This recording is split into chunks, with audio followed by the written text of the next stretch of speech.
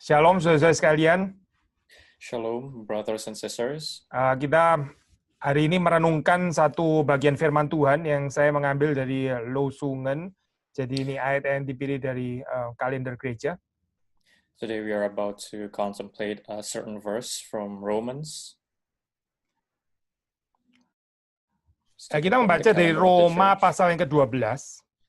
We are going to read from Romans chapter 12. Saya membaca ayat 1-2 saja. Sebetulnya kita bisa baca seterusnya. Maksudnya sudah bisa membaca sendiri.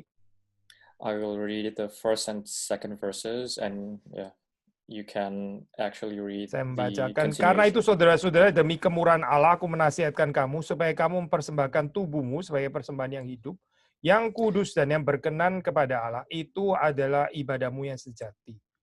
Janganlah kamu menjadi serupa dengan dunia ini, tapi berubahlah oleh pembaharuan budimu, sehingga kamu dapat membedakan manakah kehendak Allah, apa yang baik, apa yang berkenan kepada Allah, dan yang sempurna. I appeal to you, therefore, brothers, by the mercies of God, to present your bodies as a living sacrifice, holy and acceptable to God, which is your spiritual worship. Do not be conformed to this world, but be transformed by the renewal of your mind, that by testing you may discern what is the will of God, what is good and acceptable and perfect.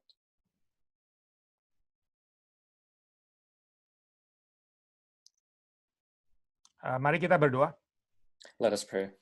Tuhan, berkatilah perenungan di hari Minggu ini.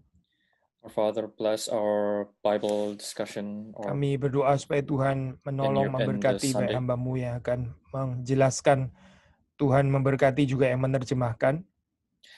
Please bless your servant who will preach, Tuhan and berkati also the setiap daripada kami yang translators. mendengarkan. And also bless each and every one of our participants. Di dalam or nama people Tuhan who Yesus are hearing. Kristus kami memohon. In Jesus' name we pray and give thanks. Amin. Amen. Saudara, ini saya percaya adalah satu ayat yang tidak asing untuk kita ya, satu ayat yang terkenal. Now I believe we are all familiar with this famous verse. Ya, ini adalah satu permulaan daripada bagian kedua, bagian pertamanya sampai pasal ke-11 itu ini ya, risalah teologis gitu. Ini bagian keduanya bicara tentang paranitic section. This section is also called the Paranitic section, and it is the second edition or second part of. Dan kita melihat sini waktu saudara membaca di situ ya, ini dimulai dengan konsep anugerah demi kemurahan Allah. This starts out with a concept of grace. And here it is said by the mercies of God. Karena Allah itu murah hati, karena Allah itu berbelas kasihan kepada kita, maka Paulus menasihatkan jemaat di Roma. Because God is merciful and full of loving kindness, therefore Paul states ini jelas sekali ya, di dalam konsep reform kita menekankan kita mempersembahkan diri kita juga karena undangan Tuhan. That we as Christians, we present ourselves to God as a form of through invitation. Jadi persembahan kita, penyerahan diri kita itu adalah merupakan satu respons, itu bukan inisiasi kita, bukan inisiatif dari kita. So it's not in our initiative that we surrender ourselves or give ourselves to God. Yang berinisiat di sini di dalam hal ini adalah Allah yang bermurah hati kepada kita. The one who initiates this is God, who was merciful to us. Maksudnya, saudara, kita ini kehidupan kita ini dipersembahkan atau tidak, itu sangat bergantung apakah kita mengerti kemurahan Allah atau tidak. Whether or not we serve or give ourselves to God is dependent on our understanding. Allah itu bukanlah tiran ya, ini bukan Allah yang semena-mena gitu, yang arbitrer, willkürlich dan sebagainya, bukan Allah yang seperti itu. The understanding that God is not a tyrant or an arbitrary God. Tetapi Allah adalah Allah yang mengasihi ciptaannya. But God is a God who loves His creations. Kalau kita mengerti ya, ini tidak berpikir negatif, tidak berpikir paranoid tentang Allah, ya maka kita mempersembahkan kehidupan kita kepada Tuhan itu merupakan satu jawaban yang ringan ya. Therefore, an answer to give ourselves to the Lord is when we have a thinking that is not filled with paranoia or negativity. So evangelium atau gospel sendiri itu adalah good news ya. Ini bukan heavy burden, tapi joyful invitation sebetulnya. And the gospel itself is not a burden, but it is a joyful invitation. Nah di sini waktu kita membaca, memang Paulus menggunakan apa ini ya, terminus sacrificial gitu. Ini ya kata-kata yang dipakai di dalam apa ya ini, apa ini namanya, dari cult ya, dari kult gitu diambil. Ini dari cultic language itu, kultische Sprache ya. And Paul here uses a cult, so to say, a cult language or the term of kalau sudah membaca di situ misalnya supaya kamu mempersembahkan tubuhmu sebagai persembahan yang hidup. And here Paul says to present your bodies as a living sacrifice. Ini mengingatkan kita kepada apa yang kalau sudah membaca di dalam Perjanjian Lama, yaitu ada persembahan-persembahan seperti ini ya.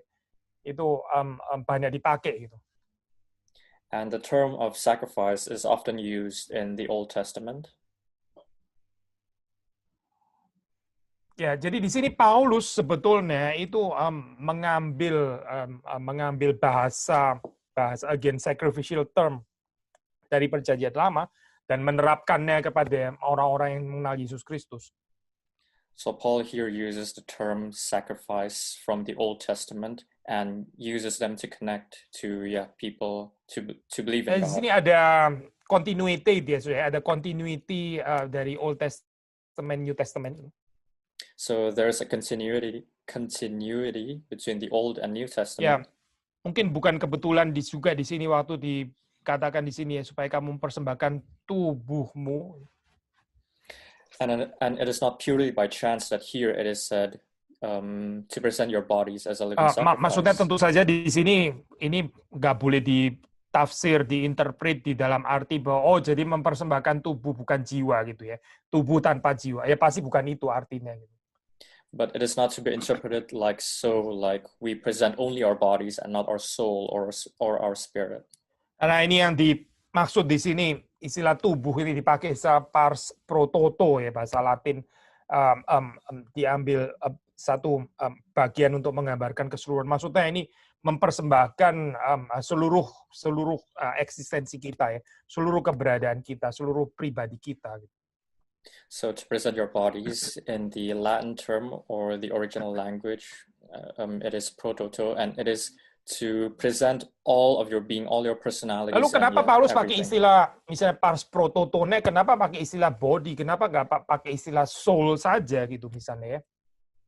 Then why did Paul here use the term bodies and not soul or anything else? Saya percaya di dalam konteks tadi ya, sacrificial atau cultic language, cultic paradigm tadi, yang dipersembahkan kan juga ini ya, tubuh daripada binatang gitu. Maksudnya di sini lebih kontinuitasnya itu lebih jelas di sini, mempersembahkan tubuh kita. Gitu. And in the cultic language or cultic term, it is to sacrifice, and the sacrifices are oftentimes whole animals. So it is to be understood like the whole being. Iya, jadi kontinuitasnya itu jelas di dalam hal ini ya. So the continuity here is clear. Ya itu alasan yang pertama, saya. Alasan yang kedua, kita juga bisa mengatakan begini, saya. Waktu kita bicara tentang body, ya, waktu kita bicara tentang life, waktu kita bicara tentang ini ya, tubuh kita gitu, ini berarti berkaitan juga sesuatu yang konkret gitu maksudnya ya, konkret, bukan hanya dunia ide tapi konkret. So that was the first reason. The second reason is talking about body. It's more concrete, so it is like ya kalau misalnya ini ya kita membicarakan jiwa, ya bisa saja itu dimengerti secara salah di dalam arti ini jiwa berarti pikiran apa gitu ya. Tapi kekristenan itu bukan dunia ide saja, bukan. So it is not only based on ideas, but when we talk about the soul, it is not only purely the soul. Maybe you can misinterpret it like the soul is only the mind and Iya, jadi such kekristenan forth. itu bukan cuma sekedar perencanaan gitu ya, perencanaan planung.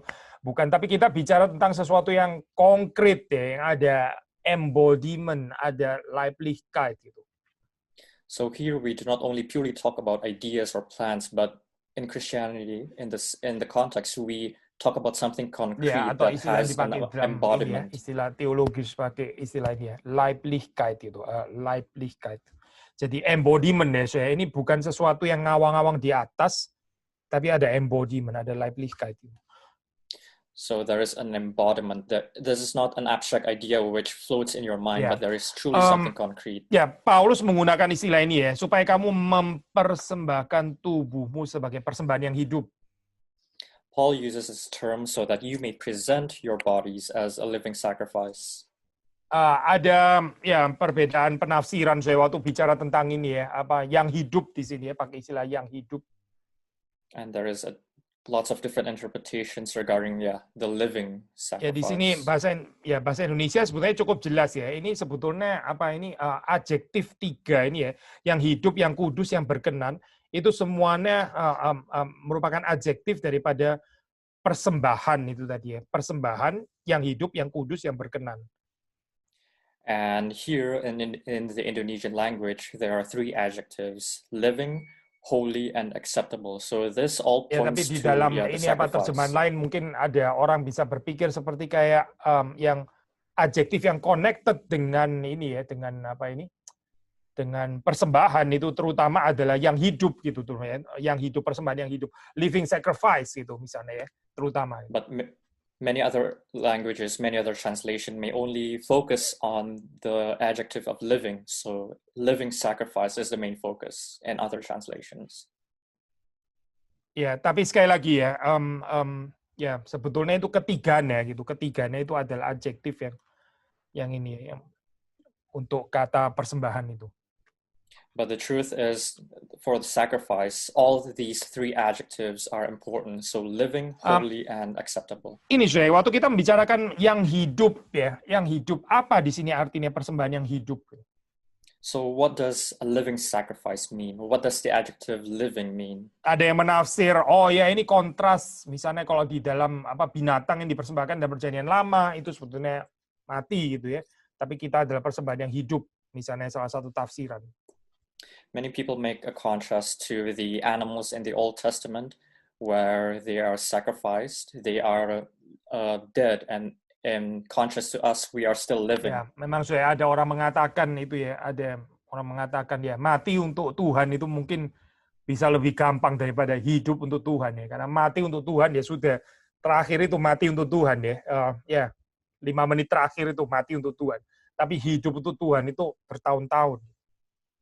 Many people say that it is easier dying for God than living for God, because dying only takes a few minutes, a few seconds even, but living takes years. Ya kita nggak harus membandingkan tentu saja gitu ya, masing-masing ada tempatnya gitu, tapi paling nggak di sini ditekankan bukan hanya mati untuk Tuhan, tapi juga hidup untuk Tuhan, itu penting gitu. Of course, each has its own place, and each has its own time. But here, it is as important. Living is as important as dying for God. Tapi mungkin istilah yang hidup juga bisa ditafsir secara berbeda, di dalam pengertian bahwa ya precisely mereka yang hidup, maksudnya hidup di dalam Kristus ya, yang dibangkitkan itu, yang lahir baru, ya orang-orang inilah yang bisa mempersembahkan tubuhnya kepada Tuhan atau bagi Tuhan. But people who are living a new life, who are born again, those are the people who can present their lives to God, present their bodies to God. Mereka yang nggak mengalami kelahiran baru, itu mereka nggak mengerti dengan kehidupan yang dipersembahkan seperti ini. Those who do not experience being born again cannot understand how to present their lives, their bodies as a living sacrifice. Dilahirkan kembali, mereka akan menghidupi hidupnya ini yang sebetulnya mati, untuk diri mereka sendiri, nggak ada cutun ya, nggak ada urusan dengan Tuhan gitu. Kenapa mesti dipersembahkan? Mungkin nggak percaya juga kepada Tuhan. People who have not been born again are living by their dead standards or dead purposes. They do not understand why they should sacrifice themselves to God for Tetapi God. yang paling menyedihkan itu adalah kalau orang yang mengaku Kristen, seharusnya bisa diharapkan ini kehidupannya dipersembahkan kepada Tuhan, tapi mereka nggak mempersembahkannya kepada Tuhan. Ini ada yang nggak beres di sini, saudara. But the thing that is more tragic is the lives of Christians that actually should present their lives to God, but actually Sekali in lagi, reality do saudara, not. Tuhan itu bukan tiran, dia bukan semena-mena gitu, dia bukan sosok yang seperti itu. Once again, God is not a tyrant. He does not have that image. Di sini dikatakan demi kemurahan Allah ya. Allah itu adalah Allah yang murah hati. Karena itu kita mempersembahkan tubuh kita kepadanya. But here it is said, by the mercies of God, that we are able to present our bodies as a living sacrifice.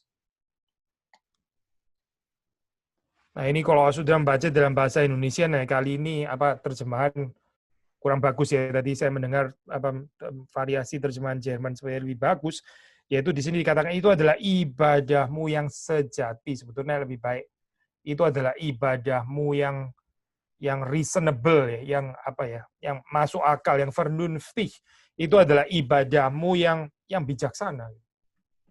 And here in the Indonesian translation, there is another adjective, which is your spiritual worship. And here, the adjective that is important is a reasonable spiritual worship.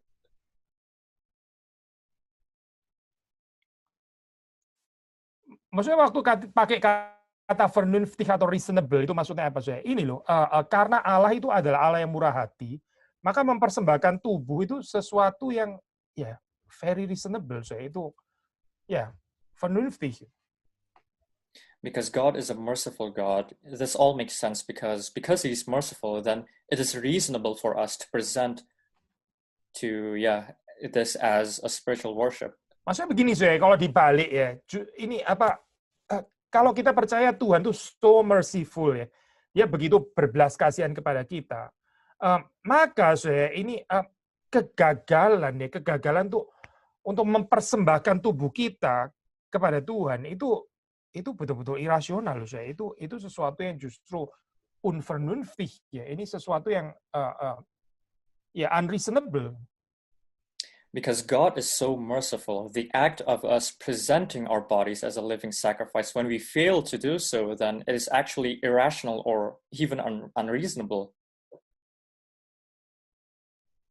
Ya, itu adalah kebodohan ya sebetulnya dari perspektif Alkitab. This is something foolish from the perspective of the Bible. Ya, pertanyaannya, jadi sekali lagi balik lagi, orang yang nggak mempersembahkan tubuhnya kepada Tuhan, yang nggak mempersembahkan kehidupannya kepada Tuhan, dia sebetulnya mengenal nggak sih Allah ini sebetulnya adalah Allah yang murah hati, atau jangan-jangan dia nggak mengenal Allah yang murah hati?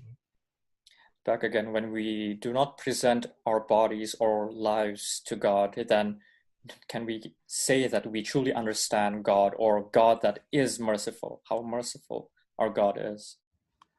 Sekali lagi, ini kita membutuhkan iman ya, iman yang percaya bahwa Tuhan itu adalah Tuhan yang murah hati. Once again, we need faith to believe that our God is a merciful God. Nah, iman itu tentu saja adalah anugerah Tuhan. Iman sendiri juga adalah pemberian Tuhan, itu juga adalah dari belas kasihan Tuhan. Of course, faith is also from God, is the grace of God that we have. Tapi kita maaf, saudara yang ragu-ragu, saudara bisa memintanya dari hadapan Tuhan supaya Tuhan memberikan kepada kita iman yang seperti itu.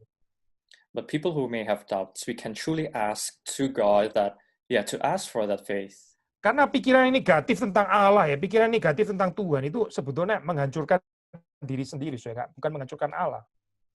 Because all the negative thinkings by us about God, it destroys not God but tetapi ourselves. Berbahagia kita kalau kita memiliki iman yang benar yang bisa melihat kemurahan hati Allah itu.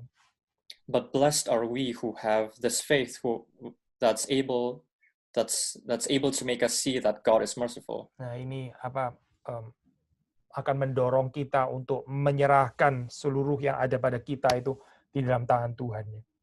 This will move us to present every single being in our body to surrender it to God. Ya, saya ini seperti dikatakan Luther ya, ada banyak hal yang kita coba untuk pegang dengan tangan kita sendiri, kita malah kehilangan.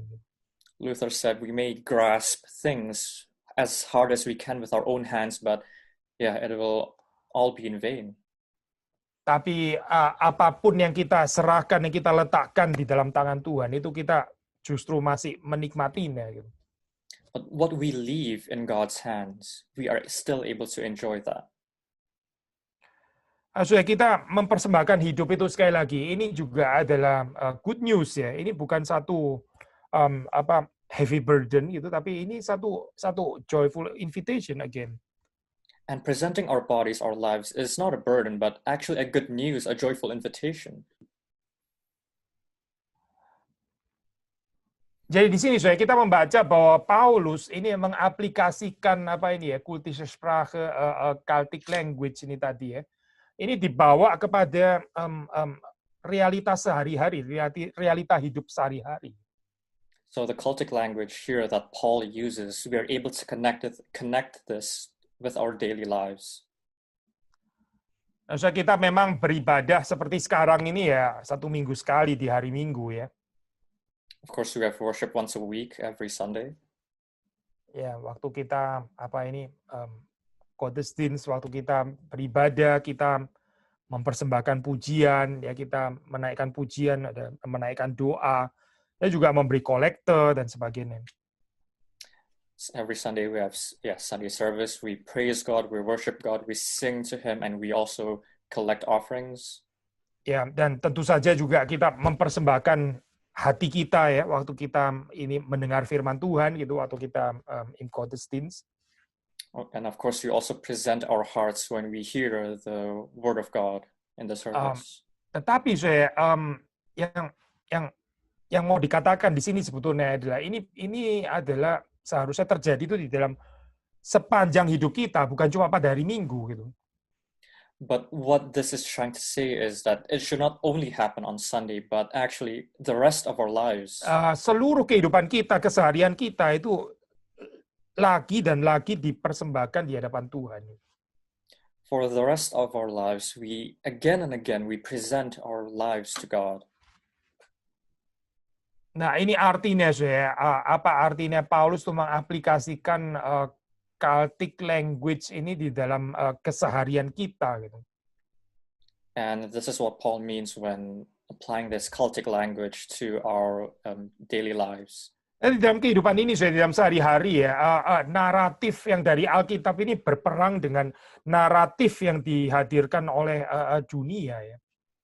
And in our lives, the narrative of the Bible oftentimes go to war with the narrative from what the world provides. Ya, di dalam hal yaitu bahwa dari dunia ini selalu diajarkan ya, milikilah hidupmu sendiri. That this world always teaches that you have your own life, you are the master of your own life. Ya, ya kalau perlu malah festhalten gitu ya, kalau perlu festbehalten jangan dilepas gitu, karena susah dan itu yang membuat orang itu akhirnya dalam kehidupan ini banyak khawatir gitu.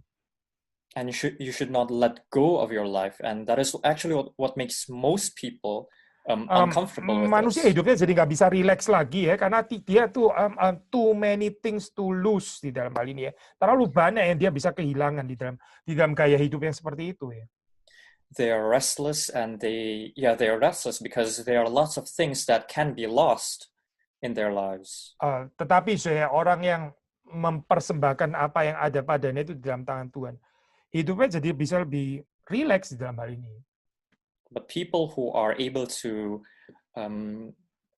give things to God's hands, memang kita bukan sedang mengajarkan bahwa ini ya, ruwa itu adalah goalnya, lalu terus kemudian hidup berserah itu menjadi sarana untuk mendapatkan goal ruwa gitu ya. Tapi maksud saya adalah di dalam Kristus itu termasuk di dalamnya adalah wahre ruwa ini ya, true rest itu ada di dalam Kristus.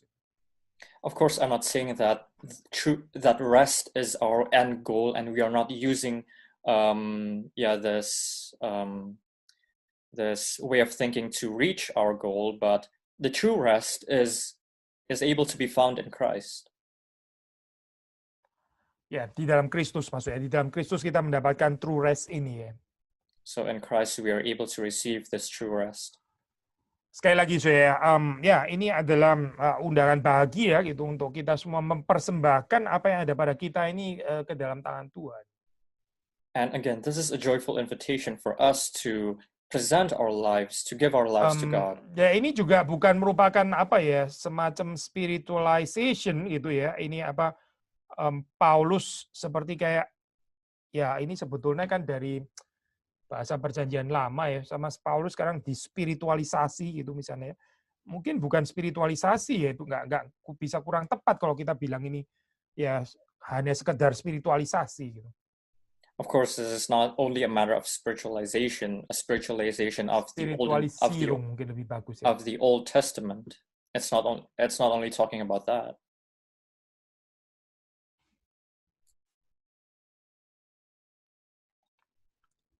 Ya, tentu saja ada aspek spiritual itu nggak salah ya. Tapi ini bukan spiritualisierung in the sense of Platonic spiritualization, bukan ya. Again, tadi jangan lupa loh yang dipersembahkan itu tubuh ya. Ini ada aspek fisik berarti di dalamnya itu sesuatu yang konkret, bukan Platonic idea gitu. So of course there are a few aspects of spiritualization, but it is wrong when we understand it as in a Platonic sense, because here our bodies are something concrete.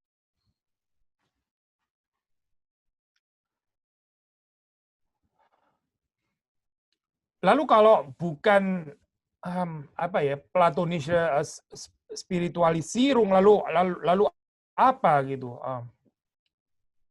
And if it is not a Platonic spiritualization, ya, then what kita is mesti it? mengertinya di dalam konteks ini ya, konteks Jewish di dalam hal ini gitu. And we need to understand it in the context of the Jews. Saudara, ini apa bagi cara berpikir ini ya Yahudi itu ini ya apa eschatological direction itu penting sekali. The way of thinking of the Jews is that the eschatological spiritualization is important for them. Ya, jadi sudah tahu kalau di dalam Alkitab ya, seringkali dibicarakan bahwa present age ya, ini apa zaman sekarang ini, waktu sekarang ini ya, ini adalah jahat gitu. Dan the age to come ya, the future age yang akan datang itu blessed gitu. Itu adalah apa itu masa depan yang diberkati Tuhan. And in the Bible, oftentimes the present age is said to be evil, and the coming age, it is blessed. It is an age blessed by God. Jadi di sini cara melihat secara ini ya apa ini ya judicial apa ini ya view gitu ya pandangan ini melihat di dalam dua ages gitu ya, ada dua ages yang sekarang dan yang akan datang. The Jewish view or perspective sees two ages, present age and the age that is to come. Jadi bagaimana saya menghidupi dengan benar, yaitu dengan melihat bahwa yang akan datang itu ya mesti menerangi yang sekarang dan menarik kita kepada kehidupan yang akan datang itu. So how do we live correctly? That is by seeing that the age to come will shine a light into our present age, so that it will ini pull bukan us. Sesuatu yang abstrak ya, tapi ini sesuatu yang sangat-sangat konkret, sesuatu yang sangat apa ya realisirbar juga. This is not something abstract, but it is something concrete and actually able to be realized. Banyak orang itu tanpa sadar menghidupi very present sekarang ini ya. Sebetulnya sangat bergantung kepada bagaimana dia melihat future gitu. Lots of people unknowingly understand how they are to view the future in this present age. Ya, sehen tapi juga yang dia glauben ya, mungkin juga unconsciously gitu. So they unconsciously see but do not believe. Ya, maksudnya begini, kalau kita percaya di depan itu bagaimana, kita akan membuat persiapannya di sini kan sekarang gitu. When we understand how the future is, then we will make preparations in the present age. Jadi ini ya tadi kita bilang ini seperti kayak apa Jüdische Ansicht gitu ya, ini Jewish view, tapi juga sebetulnya quite universal juga sih ini. So we talked about how this is a Jewish view, but it's actually something universal as well. Iya, manusia itu nggak bisa nggak, dia selalu punya eschatological orientation ya. That humans always have this eschatological orientation. Ya, Orientierung kali ya, kalau di Jerman lebih suka pakai. Ya, ini begini termasuk juga bahkan yang nggak percaya setelah hidup ini terus mati, itu pun juga akan pengharapan seperti itu pun juga akan menentukan kehidupan di sini dan sekarang.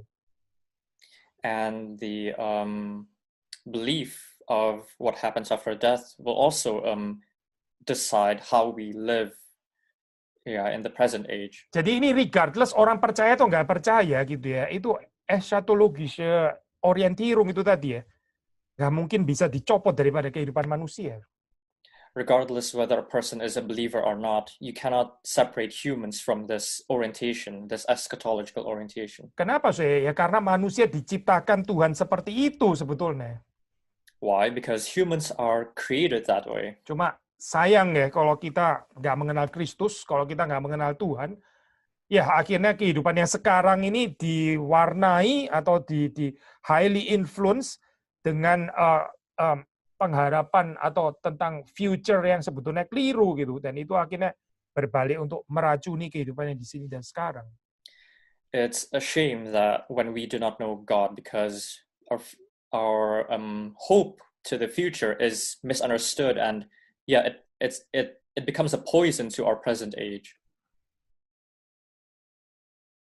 Nah ini saya maksudnya dengan ayat yang kedua ya, waktu dikatakan jangan kamu menjadi serupa dengan dunia ini, tetapi berubahlah oleh pembaruan budimu sehingga kamu dapat membedakan mana kehendak Allah, apa yang baik, apa yang berkenan kepada Allah, dan yang sempurna. And this is to be understood. This is to be understood by the second verse, that do not be conformed to this world, but be transformed by the renewal of your mind, that by testing you may discern what is the will of God, what is good and Renewal of acceptable your and perfect. mind ya. Ini satu proses yang itu again ada eschatological orientation ya sebetulnya gitu. So the term renewal of your mind, this also has a sense of eschatological orientation. Ya ini keluar daripada cara berpikir yang lama atau bahkan yang sekarang ini yang salah, tapi kita ditarik menuju kepada yang sempurna gitu. So that we go out from our current way of thinking, so that we adopt a new way of thinking. Nah, soalnya kalau kita membaca di dalam tulisan Calvin, dia sangat menekankan ini ya, itu meditation on the future life ya, itu penting sekali untuk Calvin.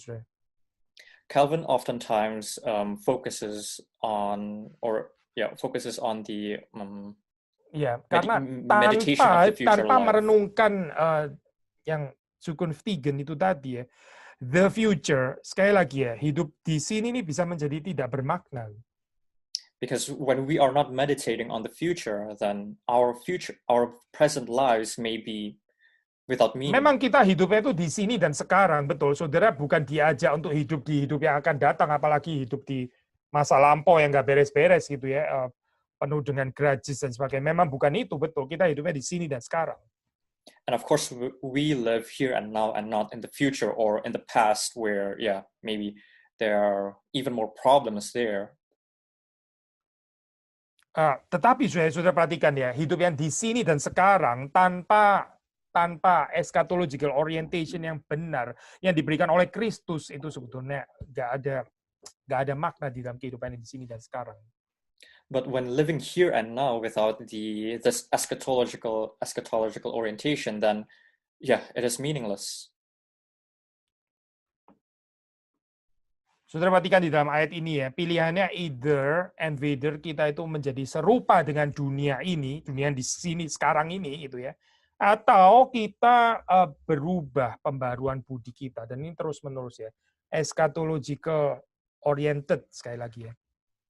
So in this verse, you have two choices. Either you conform to this world, or you let yourself be transformed by the renewal of your mind. So yeah, the second point has this eschatological orientation as well. Nah, ini berarti apa sih? Seseorang yang di dalam kehidupannya itu melihat kepada Yesus Kristus, Kristus yang akan datang kembali, dia akan diubahkan, ya, seperti Paulus mengatakan von Herrlichkeit zu Herrlichkeit, from glory to glory. And here, the orientation is to look to the second coming of Christ, that a person may have hope and he might be changed. Hidup yang di sini dan sekarang ini lewat. Ini sesuatu yang temporary, ini sesuatu yang fleeting, ya. Kalau bahasanya pengkhotbah pakai istilah ini, ya, Pak. Vanity itu apa ya? Ya, fleeting itu tadi, ya, sia-sia, ya, bahasa Indonesianya. And living in this world is a form of is in vain, and we live a fleeting life. Kecuali orang sekali lagi, ya, mengenal Yesus Kristus, ya, dan dia menuju kepada masa depan bersama dengan Kristus itu, ya, dia nggak ada pengharapan di dalam kehidupan di sini dan sekarang. Unless they know Christ and they have this hope on the future that Christ will come. Terakhir apa sih ini apa resultnya, ya, hasilnya daripada pembaharuan budi ini apa gitu. Di sini dikatakan yaitu kita bisa membedakan mana kehendak Allah yang baik dan yang berkenan kepada Allah dan yang sempurna. And thirdly is what we are going to talk about, what is the product of our minds being renewed, and that is by that we are able to discern what is the will of God. Kalau saya boleh pakai ini, ya, surat Yohanes di situ, ya. Surat Yohanes mengatakan orang yang melakukan kehendak Allah itu hidup selama-lamanya. Tetapi, ya, dunia dan segala keinginannya ini sedang lenyap. And when I quote from John, Yohanes brief, ya, Yohanes brief. From John, I forgot. I didn't understand. Dunia dan segala keinginannya itu akan lenyap, tetapi orang yang melakukan kehendak Allah itu dia hidup selama-lamanya. That the world and all its wills will disappear, but people who do God's work will remain forever. Maka di sini Paulus mengatakan bisa membedakan kehendak Allah, karena ini ada kaitan dengan hidup yang kekal. And therefore Paul tells us the ability to discern what is good and acceptable and perfect, because it has a relation to the future. Matius juga mengatakan bukan orang yang berseru Tuhan, Tuhan yang akan masuk ke dalam kerajaan Allah, yang akan masuk ke dalam kerajaan sorga, tetapi mereka yang melakukan kehendak Bapa-Ku yang di sorga. Demikian Matius mencatat perkataan Kristus. Matthew said, those who will enter the kingdom of God are those who do my Father's will. Jadi saudara melihat di sini betapa pentingnya pembaharuan budi ini, karena dengan pembaharuan budi inilah kita bisa mengenal apa yang menjadi kehendak Tuhan. Therefore, it is important for us to be renewed in our minds, because we are able to understand what is the will of God and what is good and acceptable and perfect. Kehendak Tuhan, ya, dinyatakan bagi mereka yang mengetahui kehendak yang paling pokok ini, yaitu apa? Percaya kepada Kristus dan mempersembahkan dirinya. The will of God is revealed to those who believe in Christ and present their lives as a sacrifice.